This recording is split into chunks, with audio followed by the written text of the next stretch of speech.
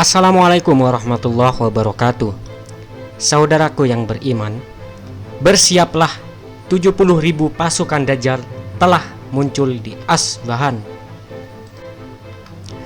Kemunculan Dajjal merupakan perkara yang harus diyakini karena ia merupakan bagian dari keimanan kepada hari akhir. Banyak pertanyaan tentang Dajjal agar kelak seandainya berjumpa dapat menghindari fitnahnya. Salah satu pertanyaan tentang si mata satu ialah di mana ia akan muncul? Apakah di negeri barat, di tanah Arab, atau justru di daratan Asia? Ternyata hal ini sudah pernah dikabarkan oleh Rasulullah SAW. Beliau SAW menyebut sebuah kota yang akan menjadi tempat munculnya Dajjal.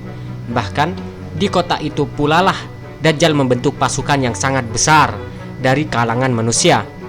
Dari sahabat Anas bin Malik radhiyallahu an, Rasulullah bersabda, akan mengikuti Dajjal 70.000 orang Yahudi Asbahan atau Asfahan.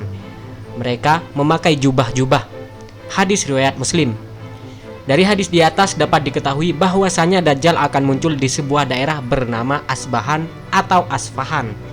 Di sanalah Dajjal yang bertuliskan kafaro di dahinya itu akan membentuk sebuah pasukan besar dari kalangan Yahudi. Di manakah Asbahan? Asbahan atau Asfahan merupakan sebuah daerah di negeri Persia. Saat ini, daerah tersebut menjadi salah satu provinsi di Republik Iran dan lebih dikenal dengan sebutan Isfahan atau Esfahan. Berdasarkan kabar Nabi, maka Dajjal akan muncul di sana bersama pasukannya. Ia membangun kekuatan di Isfahan, Iran untuk kemudian menyebarkan fitnah ke seluruh penjuru dunia. Kebenaran kabar Nabiullah ini diperkuat dengan penyebutan Yahudi Asfahan sebagai pasukan Dajjal.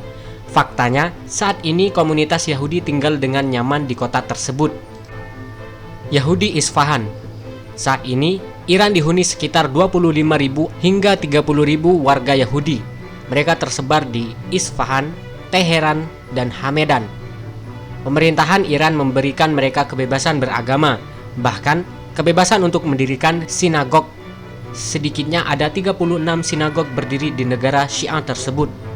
Maka salah besar anggapan media yang menyatakan bahwa Iran sangat anti-Yahudi. Pasalnya, negara tersebut ternyata menjadi rumah nyaman bagi Yahudi. Komunitas Yahudi bahkan memiliki wakil di parlemen Iran. Hal yang paling mengejutkan ialah ketika Zionis menjajah Palestina dan membentuk negara Israel.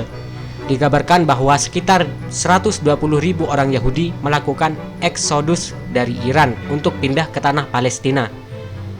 Makin nyatalah bukti kebenaran sabda Nabi bahwasanya kelak di hari akhir akan muncul 70.000 Yahudi Isfahan dan menjadi pasukan Dajjal.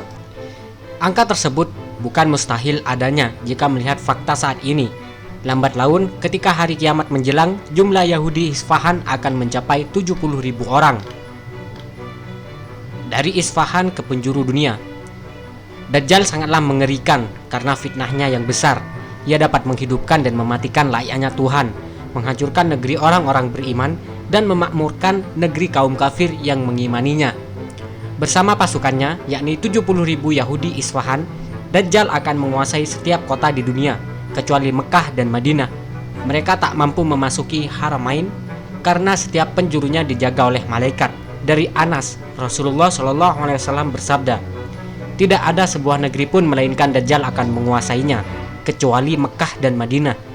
Tidak ada satu celah pun di Mekah dan Madinah, kecuali para malaikat bersaf-saf menjaga keduanya. Singgahlah Ad-Dajjal di sebuah tempat di pinggir Madinah. Madinah pun bergoncang 3 kali. Allah Subhanahu wa Ta'ala keluarkan dari Madinah semua orang-orang kafir dan munafik. Hadis riwayat Muslim. Dari Aisyah radhiyallahu an, ia berkata, suatu hari Rasulullah mengunjungiku saat aku sedang menangis. Rasulullah bertanya, apa yang membuatmu menangis? Aku menjawab, wahai Rasulullah, engkau telah menceritakan tentang Dajjal, itu yang membuatku menangis. Lalu Rasulullah bersabda, seandainya Dajjal keluar dan aku masih hidup, cukup aku bagi kalian. Seandainya Dajjal keluar sepeninggalku, ketahuilah, sesungguhnya Rob kalian tidak buta, sebagaimana Dajjal buta. Hadis riwayat Ahmad. muslimin melawan Dajjal dan pasukannya. Sementara Dajjal menyebarkan fitnah ke setiap penjuru dunia, muncullah Imam Mahdi yang akan memimpin orang-orang beriman. Kemudian turun pula Nabi Isa alaihissalam yang bertugas membunuh Dajjal. Di bawah komando Nabi Isa, pasukan muslimin pun memerangi Yahudi para pasukan Dajjal.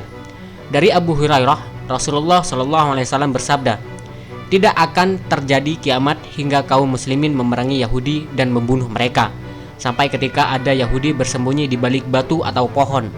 Batu dan pohon berkata, 'Wahai muslim, wahai hamba Allah, Yahudi ada di belakangku.